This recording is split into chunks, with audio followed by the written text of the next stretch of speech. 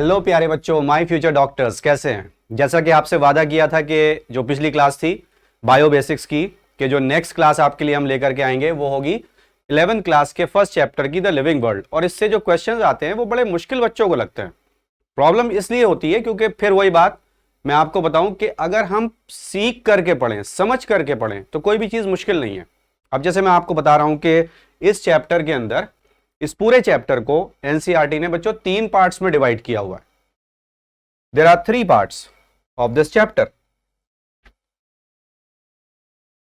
पहले पार्ट में हमको बताया जाता है what are the characters of living being, और वहीं पर हमको यह भी बताया जाता है कि लाइफ क्या होती है। कैरेक्टर्स ऑफ लिविंग बीइंग और लाइफ की बात हम सुनते हैं, लाइफ को हम समझते हैं। ठीक है, ये होगा हमारा first part of the chapter. Second part में बच्चों एक नई चीज आपके लिए आएगी, दैट इज सिस्टमैटिक्स। और ये नई है लेकिन बहुत मजेदार है। पढ़ के मजा आ जाएगा, सुन के मजा आ जाएगा, समझ के मजा आ जाएगा। आप डेफिनेटली कहेंगे वाह मजा ही आ गया आज तो। इतनी शानदार चीज, इतनी मुश्किल चीज जो हमें लग रही थी वो इतनी आसान भी हो सकती है। एंड ऑफ कोर्स जो थर्ड पार्ट होगा इस चैप्टर का, लास्ट पार्ट, वो है बच्चों टेक्सोनॉमिकल एड्स।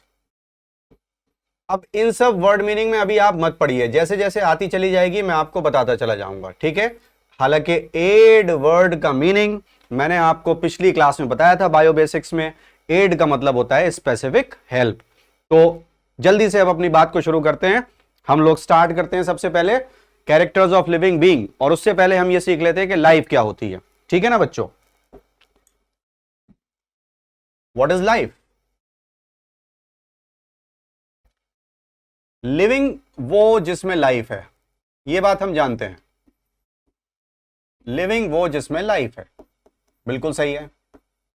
लेकिन बायोलॉजिस्ट को कितनी मुसीबत आई इस वर्ड को समझाने के लिए, तो क्यों ना हम भी थोड़ा मजा लेकर के इसको समझ लें। मैं एक सेंटेंस लिखता हूं बच्चों, मैं लिख रहा हूं शुगर इज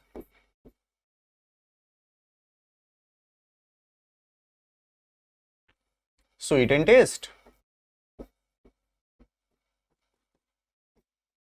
अब हमारे बच्चे कहेंगे हाँ सर ये तो बिल्कुल सही बात है, बहुत ही सही बात है, ये तो गलत है ही नहीं, it is absolutely right, sugar is sweet in taste. लेकिन अगर मैं किसी बच्चे से पूछूं कि बेटा क्या आप मुझे बता सकते हो स्वीट क्या होता है, मीठा क्या होता है, can you define what is sweet.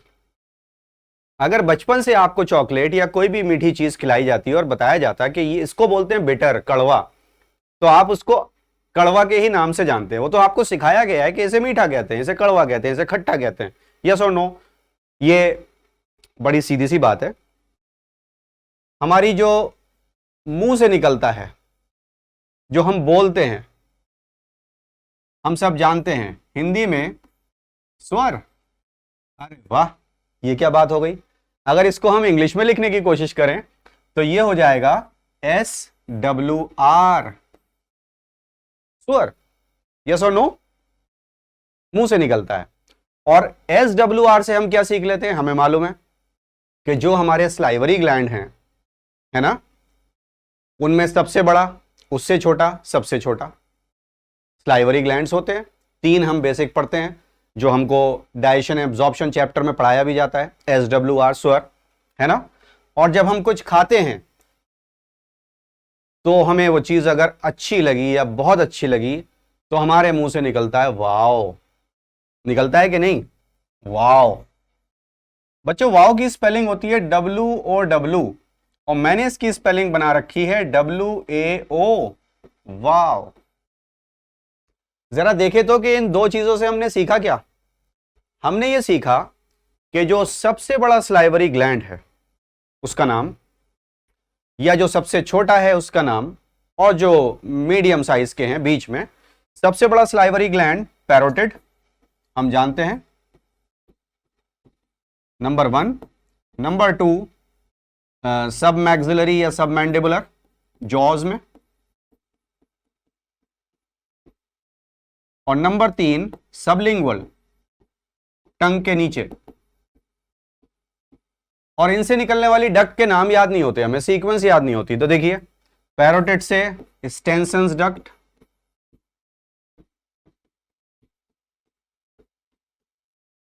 सब मैक्सिलरी से वॉर्टन्स डक्ट, देख रहे हैं सीक्वेंस में,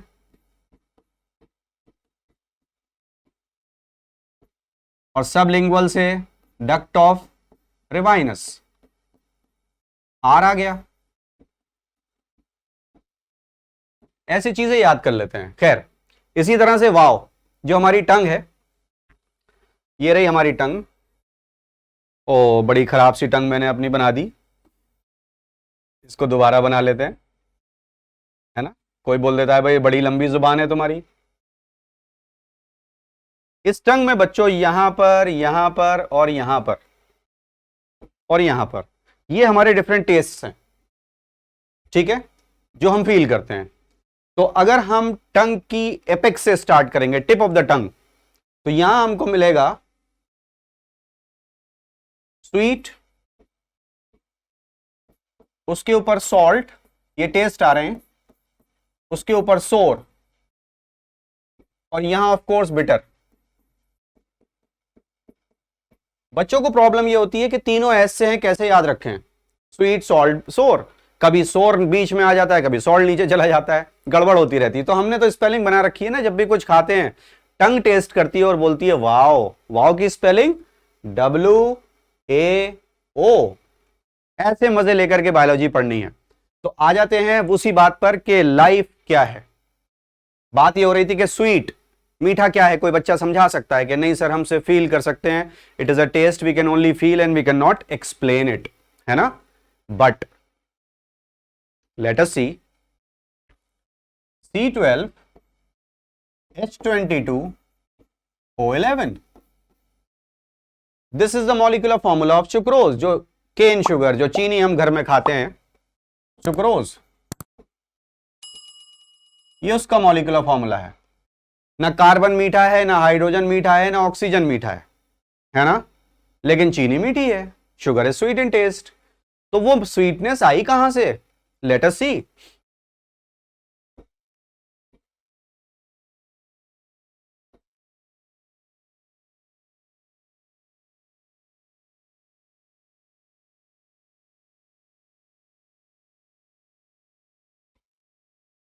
अगर ये बात समझ में आ गई, ये बात अगर समझ में आ गई, तो ये भी समझ में आ जाएगा कि लाइफ क्या है। चीजों को रिलेट करके पढ़ें, मजे लेकर के पढ़ें, और आप अपने दोस्तों के साथ खेलिए, उनसे बातें करिए। जब आप इस क्लास को देखें और फिर आपको मजा आए, तो अपने दोस्तों से बातें करिए। डोंट ट्राई टू, बच्चों never try to taste your teacher. कभी अपने टीचर से ऐसी बातें मत पूछिए कि देखें जरा इन्हें पता है कि नहीं पता है। मुझसे आप जो चाहे सो पूछ सकते हैं व्हाट्सएप पे कमेंट करके, नो डाउट, बट ये सोच करके देखो हमें तो आता है, देखें इस टीचर को आता नहीं आता। टीचर को नीचा दिखाने की कभी कोशिश मत करिए। टीचर हमेशा बच्चों से ऊपर है। एवरी टीचर, गुरु, जिसकी दुआ आपको चाहिए, तो आप फिर जिंदगी में कामयाब होते चले जाएंगे। खैर, तो अब ये देखिए, ना कार्बन मीठा है, ना हाइड्रोजन मीठा है, ना ऑक्सीजन मीठा है, लेकिन चीनी मीठी है, शुगर मीठी है। कैसे? तो हमारी एनसीईआरटी बुक में चैप्टर 1 में लिविंग वर्ल्ड में पेज नंबर 5 का जो लास्ट पैराग्राफ है, वहां पर यह बात हमको समझाई गई है। कैसे समझाई गई है? एक फ्रेज यूज हुआ है, कंबाइंड इंटरैक्शन एंड एग्रीगेशन, ये वर्ड यूज हुआ है, या फ्रेज इसे बोलूंगा मैं, फ्रेज ही है ये, कंबाइंड इंटरैक्शन एंड एग्रीगेशन। ना कार्बन मीठा, ना हाइड्रोजन मीठा, ना ऑक्सीजन मीठी, लेकिन इनके कंबाइंड इंटरैक्शन और एग्रीगेशन से एक प्रॉपर्टी डेवलप हुई बच्चों, जिसको हमने नाम दे दिया स्वीट। शुगर को नहीं पता कि वो मीठी है। सिमिलरली, अगर हम अपने क्लास 11 के चैप्टर 9 को देखें, दैट इज बायोमोलिक्यूल्स। बायो का मीनिंग मैं आपको बता चुका हूं बायो बेसिक्स की क्लास में, है ना। बायोमोलिक्यूल्स का मतलब हुआ मॉलिक्यूल्स ऑफ लाइफ, जिनके नाम हैं कार्बोहाइड्रेट्स, चैप्टर 9 में हम पढ़ते हैं इनके बारे में, और इस चैप्टर को मुझे लगता है कि 11th क्लास में या जो नीट की प्रिपरेशन करें उन बच्चों को सबसे पहले ये चैप्टर पढ़ना चाहिए, क्योंकि जगह जगह पर अलग अलग चैप्टर्स में इस चैप्टर में या जो बायोमोलिक्यूल्स हैं उनके नाम आए हैं। प्लांट किंगडम चैप्टर है, उसमें रेड एल्गी में लिखा हुआ है कि रेड एल्गी का जो रिजर्व फूड है वो फ्लोरिडियन स्टार्च है and it is similar to in structure to amylopectin and glycogen. अब बच्चे को अमाइलोपेक्टिन और ग्लाइकोजन नहीं मालूम, जो कि 9th चैप्टर में जाकर के पता चलेगा। आप समझ रहे हैं बात या नहीं? और चैप्टर 3 पढ़ रहा है प्लांट किंगडम, तो बच्चे को कैसे समझ में आएगा? इसलिए और इसीलिए मैंने अपने चैनल पर ऑफ कोर्स बायोमोलिक्यूल चैप्टर की 20 क्लासेस डाली हुई हैं। 19 क्लासेस नंबरिंग से हैं और 20th क्लास है कंक्लूजन। आप क्लास 1 से देखिए उसको और समझिए, आपको कोई डाउट नहीं आएगी। डाउट आए तो आप हमारे चैनल पर कमेंट करिए, पोस्ट करिए, हम आपकी डाउट के लिए अलग से एक वीडियो तैयार करेंगे, क्योंकि यहां पर बच्चों के लिए ये चैप्टर है। This is the channel of the students, for the students and of course buy the students, क्योंकि बहुत सारे मेरे ऐसे स्टूडेंट्स हैं जो तैयार हैं आप लोगों को मदद करने के लिए, आपको बताने के लिए कि कैसे नीट के अंदर 700 प्लस मार्क्स आएंगे, कैसे फिजिक्स पढ़नी है, कैसे केमिस्ट्री पढ़नी है, कैसे बायोलॉजी पढ़नी है, मजे लेकर के, जिससे कि वो हमको आ भी जाए। मैं नहीं बोलूंगा याद हो जाए, मैं बोलूंगा आ भी जाए। आ जाएगा मतलब फिर तो कुछ भी आ जाए, हमें आती है, हम कर देंगे यार। So that's the motive of our channel. All right, तो कार्बोहाइड्रेट्स के बाद बच्चों प्रोटीन्स, प्रोटीन्स के बाद नंबर 3 लिपिड्स, मेजर वालों की बात मैं कर रहा हूं, and of course the last one is nucleic acid, the fourth one nucleic acid, जिसमें डीएनए और आरएनए आप पढ़ते हैं। ठीक है, तो ये है biomolecules, molecules of life. And what is life? फिर से वही बात, जीवन क्या है? Life is a race. जीवन एक संघर्ष है, लाइफ इज अ स्ट्रगल नहीं।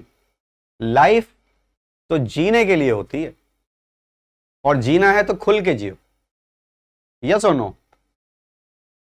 फिर से, व्हाट इज लाइफ? आप बोलेंगे it is a combined interaction and aggregation of various biomolecules. आया समझ में बच्चों?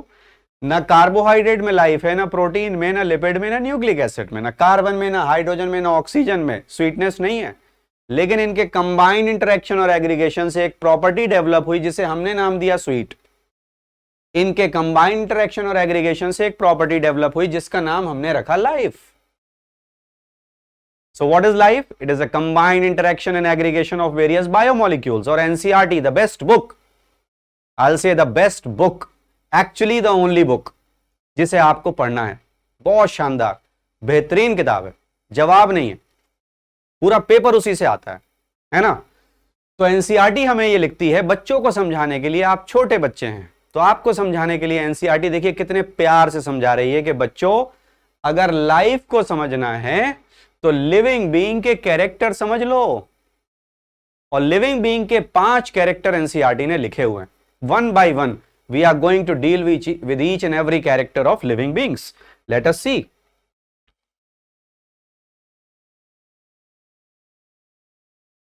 जी बच्चों, तो स्टार्ट कर देते हैं characters of living being.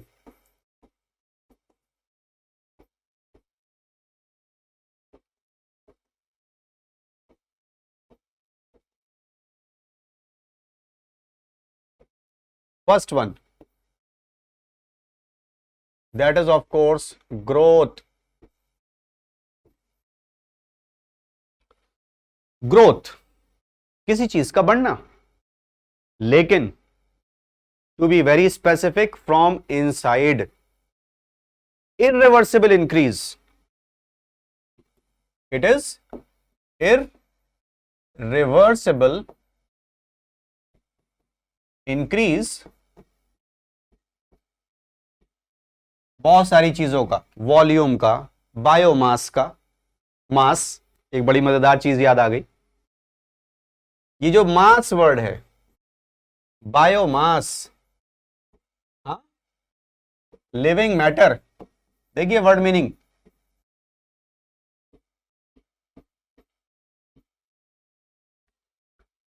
Living matter, physics में भी मास वर्ड का वही मीनिंग है, इनर्शिया ऑफ द बॉडी। और हिंदी में मास, जो लोग मांस खाते हैं, जिनको मांसाहारी कहते हैं, है ना, वो भी क्या है? मसल्स। क्या है? Living matter. हर जगह एक ही वर्ड आ रहा है निकल करके, समझिए बात को। तो ग्रोथ एक इरिवर्सिबल इंक्रीज है in volume, biomass, overall wait from inside. From inside, NCERT इस बात को बहुत अच्छे से समझा रही है, फ्रॉम इनसाइड। ठीक है, लेकिन जब हम ये टॉपिक पढ़ते हैं तो हमारा फोकस होना चाहिए नीट। नीट के अंदर दो तरह के क्वेश्चंस आते हैं इस टॉपिक से, इन पांचों कैरेक्टर्स से। जो पांच कैरेक्टर्स हम लिविंग बीइंग के देखने जा रहे हैं, ग्रोथ के बाद और भी चार आने वाले हैं। तो दो तरह के क्वेश्चंस आते हैं बच्चों। एक तो वो पूछते हैं कि आपको बताना है defining feature of living beings. अब डिफाइनिंग फीचर नहीं है, फीचर्स है, ध्यान दीजिए, प्लूरल। फीचर्स मतलब क्या क्या चीजें देखेंगे, किसी एक चीज की बेसिस पर लिविंग बीइंग नहीं होंगे। ऑफ कोर्स वो एक चीज लाइफ है, लेकिन वो यहां कैरेक्टर में इंक्लूडेड नहीं है। एनसीईआरटी में कैरेक्टर्स अलग हैं। कैरेक्टर का मतलब होता है जो दिखाई दे। You can not see life but you can see growth. तो कैरेक्टर मींस विजिबल फीचर। याद रखिएगा मेरी इस बात को, क्लास 12th में जब आप चैप्टर 5 पढ़ेंगे जेनेटिक्स, वहां ये वर्ड आपको बहुत हेल्प करेगा। कैरेक्टर्स मींस, और कैरेक्टर मींस विजिबल फीचर।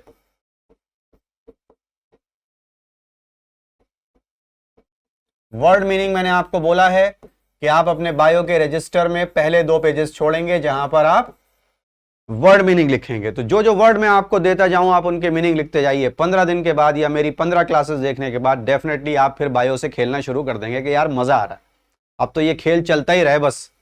ठीक है ना।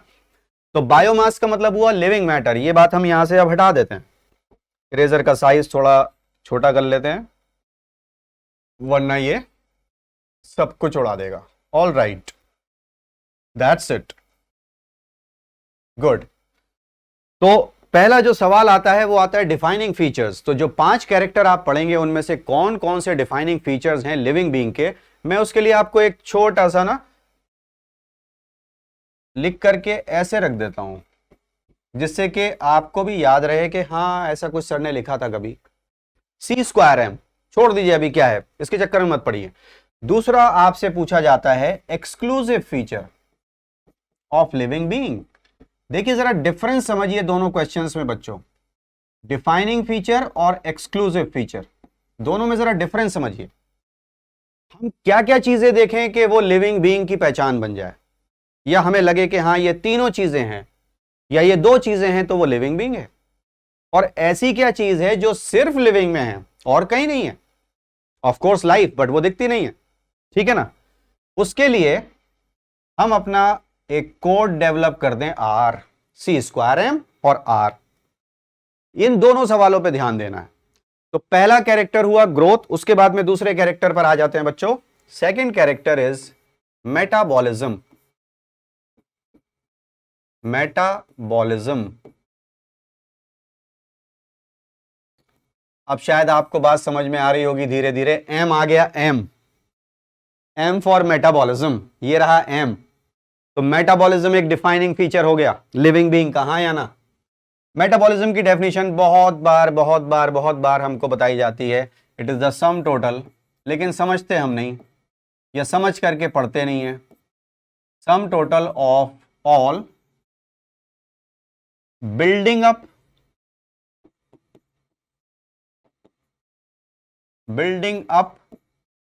एंड ब्रेक डाउन प्रोसेसेस, इसको भी कैपिटल में कर देते हैं।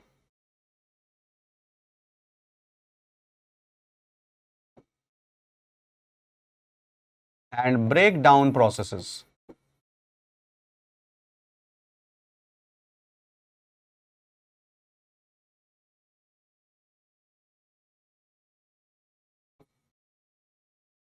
और हमारी बुक में यह भी लिखा होता है बच्चों कि जो बिल्डिंग अप प्रोसेसेस हैं उनको हम बोलते हैं एनाबॉलिक प्रोसेसेस।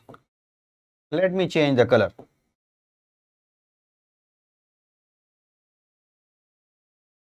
एनाबॉलिज्म, और जो ब्रेक डाउन प्रोसेसेस हैं उनको हम बोलते हैं कैटाबॉलिज्म, कैटाबॉलिक प्रोसेसेस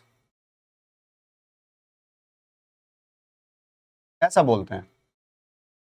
फिर बात वही आ गई कि अगर वर्ड मीनिंग समझ लिए तो खेल ही बदल जाएगा, फिर तो मजा आने लगेगा पढ़ाई में। तो मेरे प्यारे बच्चे जरा ये देखेंगे, इधर यहां पर लिखा हुआ है, ये वाला लेते हैं, बिल्डिंग अप, अप ऊपर जाना, ठीक है। Ana, up, ana means up, word meaning. Down, cata, cata means down. यहां से एक बात याद आ गई यार, क्यों ना अपने बच्चों को एक बहुत बढ़िया चीज दिखाई जाए। चलिए साहब, ब्लू कलर ये आ गया, ऑल राइट। पहले इरेजर, या इसको हम ऐसा करते हैं, इसको ऊपर कर देते हैं, बाद में नीचे कर लेंगे। Do I have it? Okay, I have the blue colour. तो बच्चों, आपने कभी सुना होगा कि नदियां समुद्र में गिरती हैं या समुद्र नदियों में गिरता है? कौन सी वाली बात आपने सुनी है? नदियां समुद्र में गिरती हैं या समुद्र नदियों में गिरता है? सबको पता है समुद्र कैसे गिर जाएगा, इतना बड़ा है वो। नदियां समुद्र में गिरती हैं, है ना। तो चलिए जरा आप देखिए, ये रहा बड़ा सा समुद्र, तो बहुत सारा इसमें पानी, too much too much too much, और ये ऐसे करके ये रिवर वाटर आ रहा है यहां समुद्र में नीचे, है ना। ये आ गया, चलिए इसके नाम भी रख देते हैं। ये रिवर आ रही है, रिवर का फ्लो नीचे की तरफ है, of course downwards, and this is the ocean, the large one, you know. अगर कोई फिश, हम पढ़ते हैं चैप्टर 4 में एनिमल किंगडम में, कुछ फिश ऐसी होती हैं जो ओशन से रिवर की तरफ जाती हैं, कुछ फिश ऐसी होती हैं जो रिवर से ओशन की तरफ आती हैं, माइग्रेट करती रहती हैं, ठीक है ना। चलिए, तो पहले एक फिश बनाने की कोशिश करता हूं मैं। मेरी ड्राइंग बहुत अच्छी नहीं है, बट आप लोग हंसिएगा मत।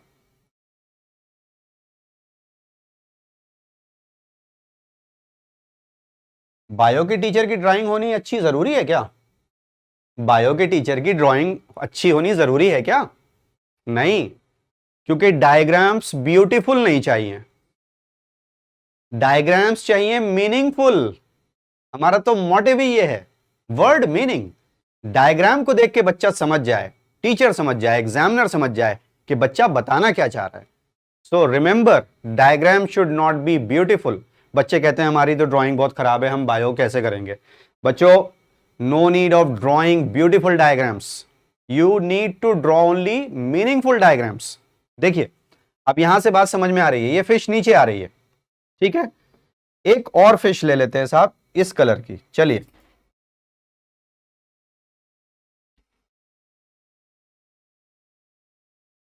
ये ऊपर जा रही है, ठीक है, ये ऊपर जा रही है, ओशन टू रिवर, ये नीचे आ रही है, रिवर टू ओशन। ऐसी फिश के लिए टर्म्स है, और वो टर्म्स हमें पता है क्योंकि अभी अभी हमने क्या देखा, एना मीन्स अप, हाँ या ना? देखिए ना, आपके सामने है, ये लीजिए, एना मीन्स अप, कैटा मीन्स डाउन, आपके सामने है ना बच्चों। तो जो फिश रिवर से ओशन में आती है उसको बोलते हैं कैटा, कैटा मीन्स डाउन, कैटाड्रोमस। अब ड्रोमस वर्ड तो बहुत आसान है, roaming, roaming here and there, ड्रोमिंग, ठीक है। और अब मेरे बच्चे खुद बता देंगे, आज दूसरी क्लास है, ये आप दूसरी क्लास देख रहे हैं बायो की, बायो बेसिक्स के बाद ये पहली है लिविंग वर्ल्ड की, that means the second class. सारे बच्चे बता देंगे कि जो फिश ओशन से रिवर की तरफ जा रही है उसे क्या बोलते हैं? Yes, yes, right, very nice. क्या है बच्चों? ये ऊपर जा रही है, एना, एना मीन्स अप, तो इसका नाम हो गया एनाड्रोमस। अब एनसीईआरटी में नहीं है, नीट में नहीं आएगा, मजा तो आया ना, सीख तो लिया, और अगर हम कभी हायर स्टैंडर्ड में जाते हैं, है ना, या हमारी पढ़ाई हायर लेवल पर जाती है, वहां हमारे सामने ये नाम आते हैं। अभी मैं देख रहा था बच्चों, पढ़ाई कभी वेस्ट नहीं होती है। मैं अभी केबीसी देख रहा था, तो केबीसी में मैंने देखा एक बंदा बैठा हुआ है और उसको बोल रहे हैं गूगल, उसके फ्रेंड्स उससे गूगल बोल रहे हैं। मतलब जो चीज पूछो उसे पता है। अच्छा एक बात, ये वर्ड्स जानने के बाद हमारा कोई नुकसान हुआ? नहीं, हमारी बायो से रिलेटेड चीज है भाई, हमारे सब्जेक्ट से रिलेटेड चीज है, हमें मजा आ रहा है सीख करके। कभी भी कोई पूछ ले, अब एना का मतलब ऊपर जाना, आप कभी भूलेंगे नहीं। कैटा का मतलब डाउन। सामने वाले के छक्के छुड़ा देने हैं कि यार इसने बता दिया, इसने इस तरीके से भी प्रेजेंट कर दिया। क्योंकि हमारे बच्चे तो स्मार्ट हैं, हार्ड वर्किंग नहीं करनी है, स्मार्ट वर्किंग करनी है। मेरे बच्चों बात समझ में आ रही है? तो मेटाबॉलिज्म आई थिंक क्लियर हो गया, बट यहां पर एग्जाम्पल दिए बगैर मैं आगे नहीं बढ़ने वाला, ठीक है। So let me give you an example. जैसे हमसे कोई पूछता है कि ये एनाबॉलिज्म या कैटाबॉलिज्म, ऐसे प्रोसेसेस के एग्जाम्पल भी होने चाहिए हमारे पास, है ना। तो एग्जाम्पल देखिए बच्चों,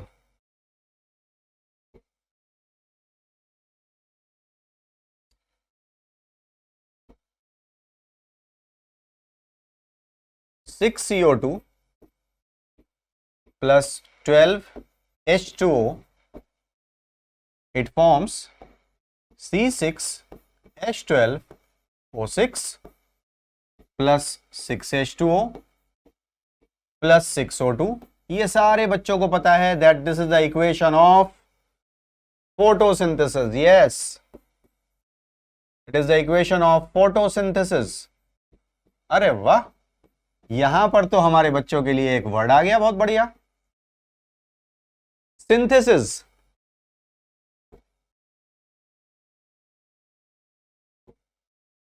सिंथेसिस। और बच्चे बोलते हैं the process by which plants manufacture their food, plants produce their food ना। सिंथेसिस का मतलब फॉर्मिंग या मैन्युफैक्चरिंग या प्रोडक्शन नहीं होता। अगर होता तो इस वर्ड का मीनिंग क्या बन जाता बच्चों? Photos means light, photos means light, है ना। तो लाइट बना रहे हैं प्लांट? नहीं। फोटोसिंथेसिस का मीनिंग क्या हो जाता? प्लांट लाइट बना रहे हैं? नहीं। फोटोसिंथेसिस, सिंथेसिस, सिन मीन्स फ्यूजन। बच्चों भूलना मत इसको बिल्कुल भी, बहुत इंपॉर्टेंट वर्ड है, बायो में बहुत आता है, वर्ड मीनिंग में याद कर लीजिए। सिन मीन्स फ्यूजन, और सिंथेसिस का मतलब भी कुछ ऐसा ही है क्योंकि वर्ड वही यूज हो रहा है।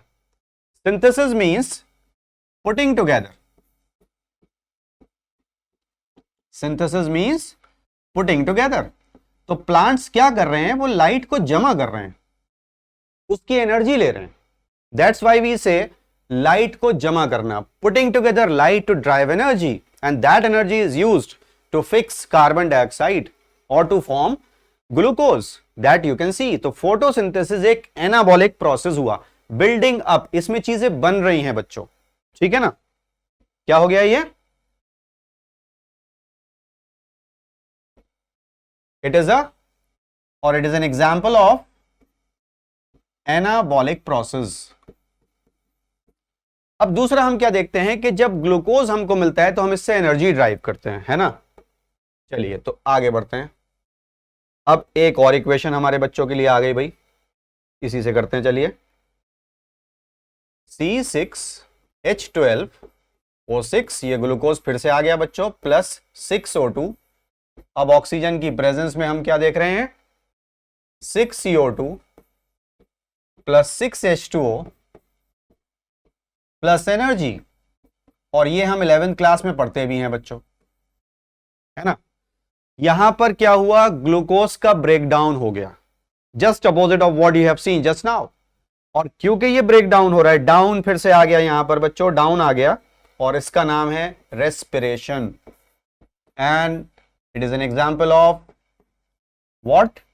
Yes, you are right, it is an example of, yes, I'll take this color this time, catabolic process। आया ना बच्चों? तो देखिए, दो कैरेक्टर्स आज हमने लिविंग बीइंग के सीखे, ग्रोथ और मेटाबॉलिज्म, राइट? अब ही हमें तीन कैरेक्टर्स और पढ़ने हैं, रिप्रोडक्शन है, सेलुलर ऑर्गेनाइजेशन है ना, और कॉन्शियसनेस। ये तीन कैरेक्टर्स और लिविंग बीइंग के हमको पढ़ने हैं, तब हमारी सारी बातें क्लियर हो जाएंगी। तो बच्चों stay tuned for the next class. Next class में मैं आपको बताऊंगा कि किस तरीके से बाकी तीन कैरेक्टर्स को पढ़ने के बाद वो दो क्वेश्चंस हम सॉल्व करते हैं और उन पर बहुत सारी बातें होंगी। ठीक, I hope you have enjoyed the class today बच्चों। क्लास अगर एंजॉय करा करें तो जरूर मुझे कमेंट किया कीजिए, ऑलराइट। और मैंने फिर पहले भी बोला है, हर क्लास में बोलता हूं कि जो आपको क्लास मिले या जो भी आपको चाहिए कि आप ये क्लास आपको पहले पढ़नी है, तो आप हमें बताइए, हम उस टॉपिक की क्लास आपके लिए रिकॉर्ड करेंगे। And do subscribe our channel NEET IT Adda. ठीक है, आप एंजॉय कर रहे हैं तो अपने थॉट्स भी हमें भेजिए और जो भी आप सोचते हैं, because again I will say this is the channel of the students, for the students and by the students. So goodbye for now and thanks for watching.